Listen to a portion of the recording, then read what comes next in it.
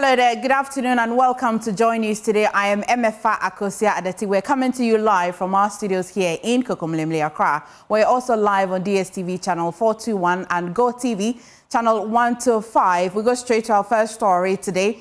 Now, the business community in Ghana says it's beginning to have a sigh of relief following the recent appreciation of the cedi. Some business leaders on the sidelines of a multi-sectorial engagement on the implementation of the 24-hour economy urged the government to sustain the momentum and continue efforts to further strengthen the currency. Presidential Affairs correspondent Maxwell Agbagba is still there and would want to, let's talk to Maxwell. Maxwell, if you can hear me, what more can you bring us from this particular event? Well, we know that yesterday, more than 100 key players in Ghana's business space gathered at the Jubilee House. And like you mentioned, the agenda was the 24-hour economy policy. But in the corridors and over coffee during discussions, one of the many things that we would observe was the discussion about the recent appreciation of the Ghanaian cedi. Some of them who we spoke to said it's already creating a ripple effect across multiple sectors. We spoke to the managing director of Zonda Ghana Limited, Yang, who mentioned to us that the strengthening of the cedi is breathing life into the automobile industry. And she talked about how previously you needed more cedis to purchase vehicles from Zonda Ghana Limited. But as the cedi is appreciating, that is no longer the case, and hands down, their business is booming. We also spoke to the president of the Ghana Freight Forwarders Association, Stephen Ajokache, who is also happy about the appreciation of the cedi against the dollar and against major trading currencies. He says the recent currency stability is allowing their clients to clear their goods more efficiently, because previously many would have to struggle to raise the money to clear their goods. But he says that now they're able to do so efficiently. And he's been also offering, some advice on how the government can implement the 24-hour economy, which we told will be launched, in July. We also spoke to the CEO of the Chamber of Agribusiness Ghana, Anthony Morrison, who also applauded the gains that the cedi is making. He described it as fantastic. And he says he believes that the agricultural sector in particular stands to benefit from, improved exchange rates and then better fiscal planning. But as the excitement, is on, the Association of Ghana Industry is happy about it, but they describe the situation as a double-edged sword. They said while it makes it easier to import goods, this in one way or the other also has a way of affecting the export sector. So for them, while they are celebrating the gains, they say what matters most is long-term stability. And that point was reiterated by the Greater Accra Regional Chairman, that is Chonam Akpelu. He stated that long-term stability for them is the most important, thing. Away from that, and talk about what the president is up to today. The President Mama is beginning his thank you visit to 3 regions today. Okay. He will address a deb of chiefs and people of the Bunu East region today as part of the 3-region tour to thank Ghanaians for their massive votes in December 2024. The last time he went on the tour, he was in the Greater Accra region. He's visited other regions like the Sanitary region. He's visited the Western region, the Central region, and then many parts of the country. Now he's doing a 3-region tour to thank the people for their votes in the 2024 election. The president will use various debts to also announce priority development projects intended to create opportunities for Ghanaians. On Friday, he will pay his thank you visit to Sunyani, the capital of the Bunu region, and that's where he will wrap up. And then he will wrap up his leg on Saturday with a similar debate also in the Ahafo region. Okay, so these 3 regions you say is still in and around Bunu East, Bunu itself, and Ahafo as well? Definitely, yes. 3 regions. Okay, thank you so much, Maxwell, for bringing us that update. Now, away from that, lawyers for embattled Ashanti Regional Chairman of the New Patriotic Party, Bernard Inchibwe-Sako, are working around the clock to meet his full bail condition. Chairman Wontumi was granted a 50 million cedis bail last night with 2 sureties to be justified. After his arrest and interrogation since Tuesday, he, however, had to spend the night in the custody of the Economic and Organized Crime Office because he was unable to meet the bail conditions. There is a latest development on that, and we'll try and take you to Yoko when we can. But my colleague James Aveji was there yesterday, and has been able to put this report together. He was officially granted bail at about 8 p.m. Wednesday night after a long day of interrogations and legal tussle between his lawyers and officials of Yoko.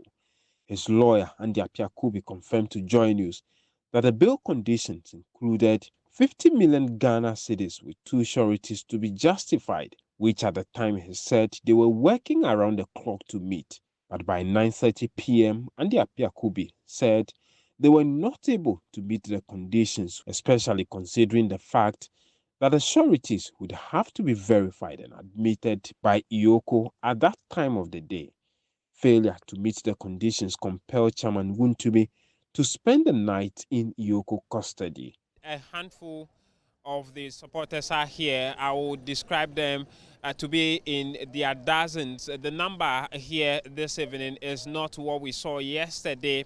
About between 50 to 100 of them are gathered in the median of the Athamel's High Street here in front of the Yoko building, with a number of security officers as well. I count at least 10 to 12 security personnel, fully armed police officers already here. You have there in your shot, I want to believe, Godfred Yeboadami, the former Attorney General. He has just arrived here and making his way to the Yoko premises. He just alighted from his car. His car has been parked here for a while before we just went on air. He arrived here about some 5-7 minutes ago, and he's making his way into the Yoko premises. You know, you have another police pickup just arriving with police officers adding up to the numbers. I saw at least 5 police officers alighting from that new arrival of a police pickup, adding up to the number, and so we should be having between 15 to 17 police officers manning the entrance of the police of the Yoko premises. By 8:30 p.m., dozens of supporters who massed up on day 2 of his arrest had already left. His team of lawyers are resuming work this morning to meet the bail conditions to secure his freedom. James Savaji, Yoko headquarters, Accra. And I'll take you live to Yoko headquarters where my colleague James Aveji is on standby. James, we're learning that part of the bail condition has been met. Tell us more.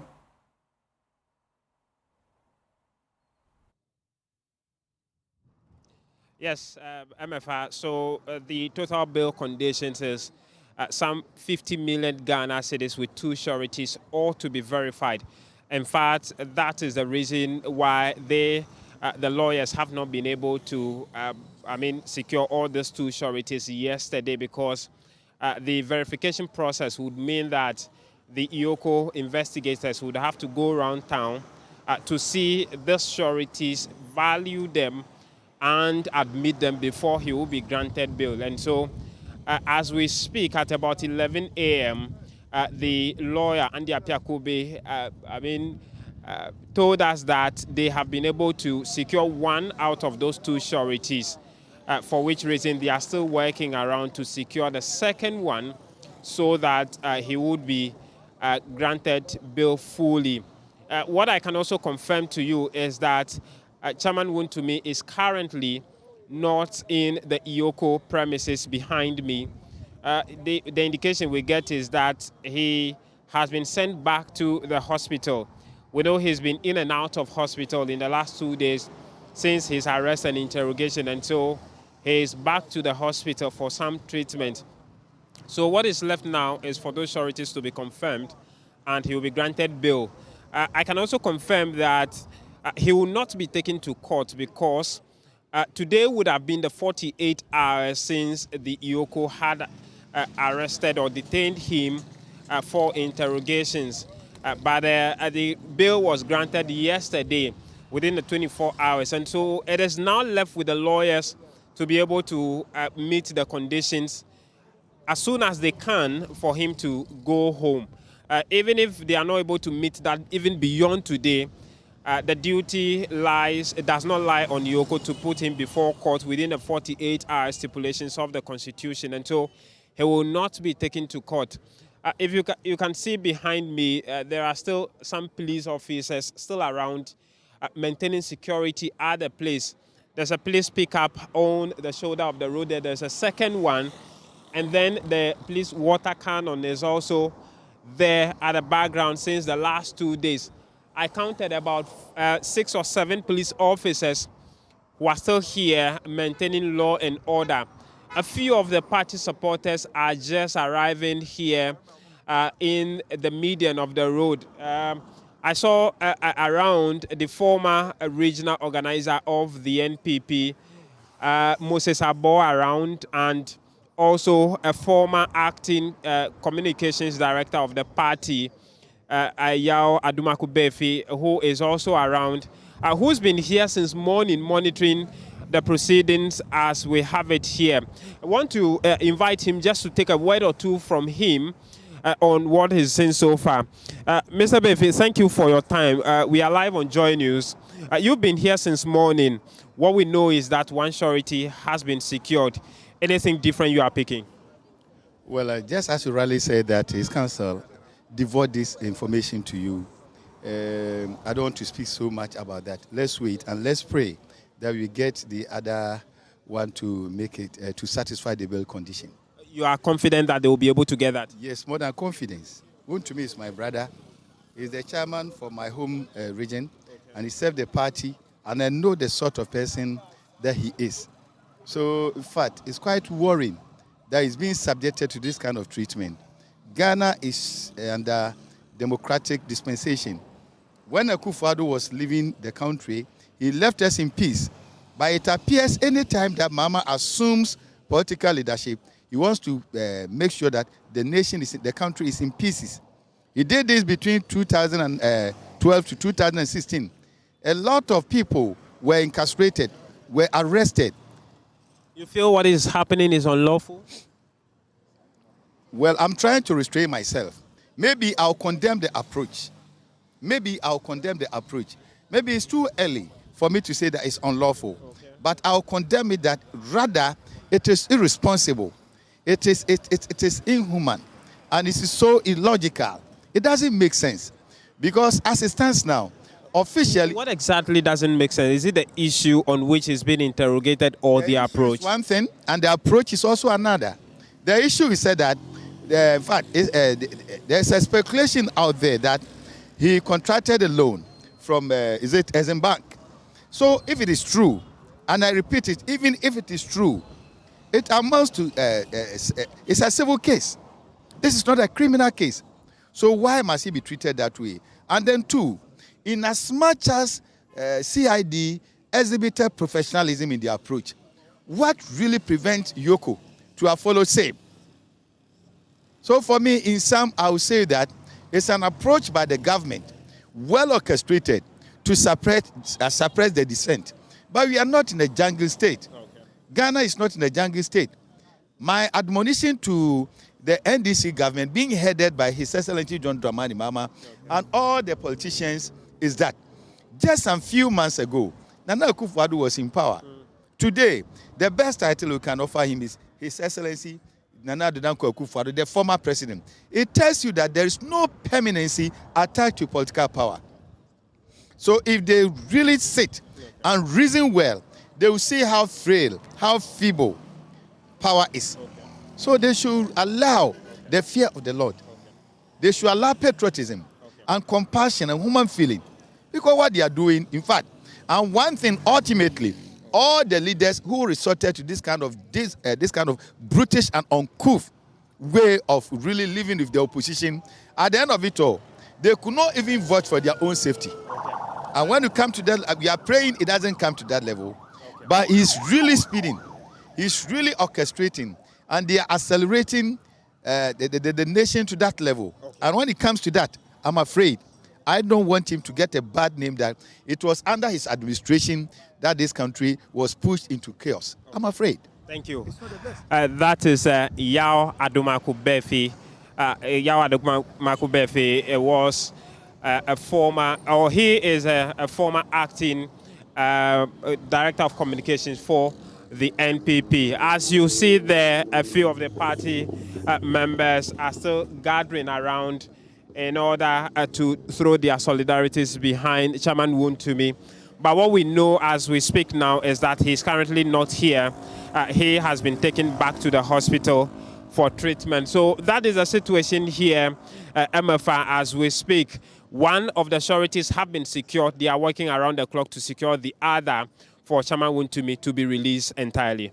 Thank you so much, James Avegin. You as well would want to stay with us because we'll bring you when the second surety is actually secured by the NPP. Now, away from that, traders in a whole market in the Volta region fear there may be great devastation during a fire outbreak due to inadequate safety measures. Now, according to authorities in the market, the inadequate fire hydrants and exits in the central business district coupled with congestion in the inroads are major challenges in the market. They have therefore appealed for decongestion in the market, provision of fire hydrants and enhanced fire safety education, among other measures to safeguard the market against damages of fire. The whole market is arguably one of the largest trading centers in the Volta region. A Ghana urban management pilot project initiated under the late Professor Mills government in 2012 saw the market equipped with police and fire stations, a health post and a fleet of shops. However, creators argued that the architectural designs lack enough safety measures, citing inadequate exits and the unavailability of firefighting equipment.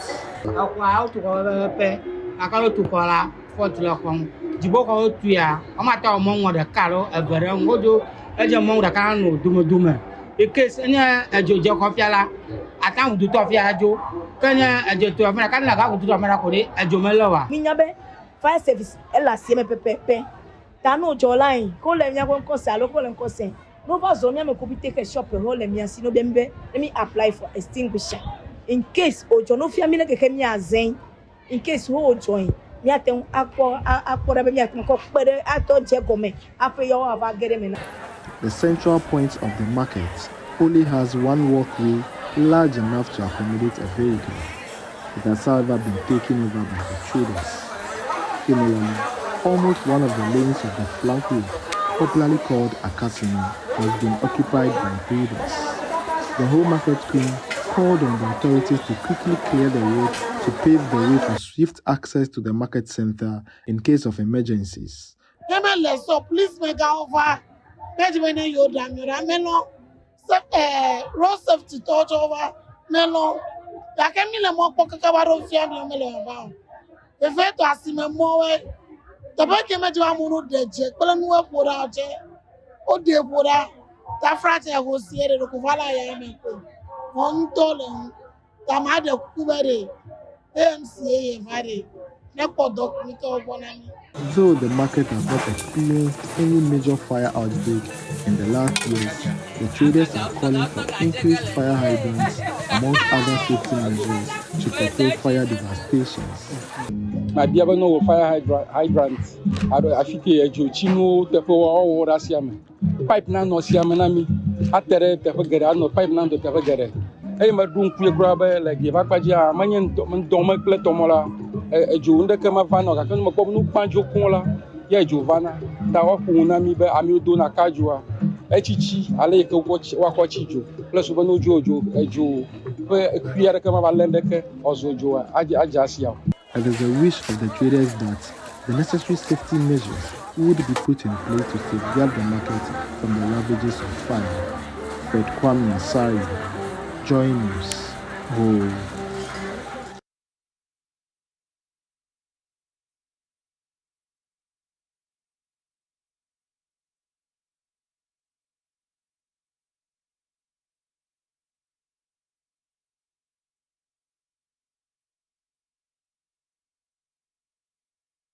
Now, away from Ho, and I'm excited to bring you this one. The Kojo Brace Initiative, in partnership with Rural Focus Initiative, has donated free sanitary pads to schools in Ahafo West to commemorate World Menstrual Hygiene Day.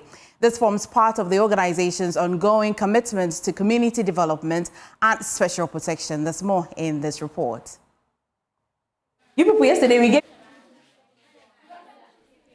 Menstruation remains a major barrier to school attendance for thousands of teenage girls, particularly in rural communities where access to sanitary pads and proper changing facilities is limited. As the world observes this year's Menstrual Hygiene Day, headmistress of Apemenyin Basic School in Agona Nkwanta, Lucy Edu, highlight how the absence of designated changing rooms continues to negatively impact attendance and academic performance among girls. Washroom, for the DHS to change themselves, is a problem.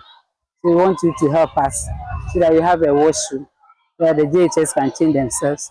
Sometimes when they come, they have to go home or the bush and go and change. And it's affecting them. And sometimes when they are menses, they don't come at all because they do not have a place to change. So when we have the toilets, the attendance will be high. The children will come to school every day, even if they are in their menses. It was the reason why excitement swept through several basic schools across the Ahafo West constituency as Kojo Brace, in partnership with local schools, launched an initiative that combined education on menstrual hygiene with the distribution of thousands of free sanitary pads. On behalf of my colleagues, I would like to thank Sam Kojo Brace for his initiative to donate pad on this day. Broadcaster and philanthropist Kojo Brace emphasized that the challenge must be addressed decisively, starting at the grassroots to secure a better future for young girls. Menstrual hygiene, when ladies reach that point where they menstruate, it affects attendance. So today being the World Menstrual Hygiene Day, he wanted to do something and said, okay, if that is the case, then it goes beyond AJAM. So let's expand it to cover most part of Ahafo West. And that's why today we set out as the Kojo Brace Initiative to distribute sanitary pads to some schools across the constituency, just so we contribute our quota to getting these kids to still be in school, no matter what the time, irrespective of whether they are menstruating or not. And that's why we did this. And we want to continue expanding this next year and even do it bigger in the subsequent years to come. Kojo Brace believes it's not enough to highlight the challenges girls face. He must be part of the solution, no matter how small. From Agona Nkwanta, Carlos Kaloni for Joy News. Of course, this initiative powered by Joy News is Kojo Brace, what you know as Ahanta Pele. You're watching Joy News today. Please stay for showbiz.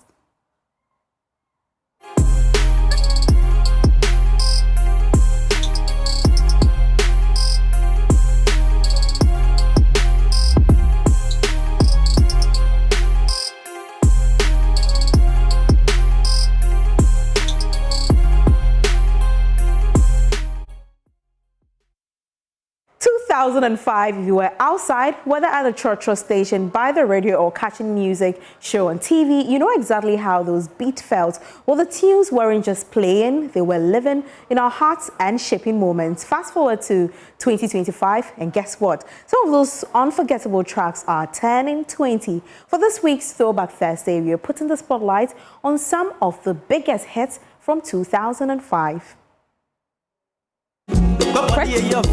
Let's take it back to a time when CDs ruled, cassettes were gold, and Bluetooth transfers were the thing. Social media wasn't popping yet, but Ghana's music scene was on fire. Prior's I Am My Shorty, yep, that wasn't just a song, it was an anthem. You heard it once and you were hooked. Shorty here, shorty there.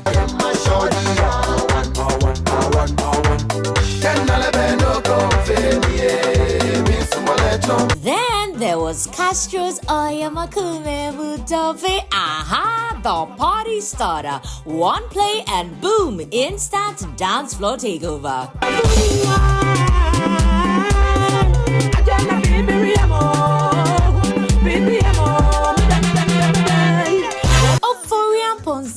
Like had us singing Heartbreak with a smile. Don't ask how we did it, we just did.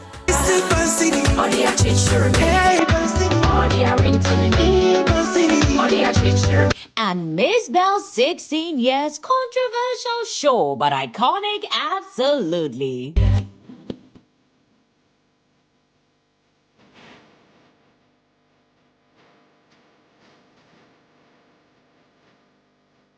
And let's not forget Noble Nketiah's Metiase, a song that introduced us to a voice we couldn't get enough of. He's been contributing immensely to the gospel industry for 20 years and counting.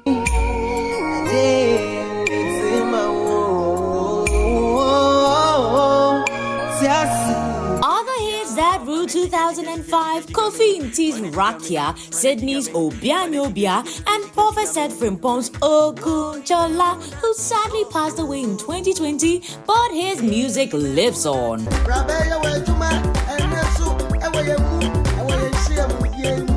These tracks didn't need a TikTok trend or a fancy video to go viral. They rule the speakers at chop bars, churches, and street corners. So here's your Throwback Thursday mission. Build a playlist, grab a chilled malt, and vibe to the beats that made the 2000s golden. Jacqueline and Sumaya Boys report, read to you.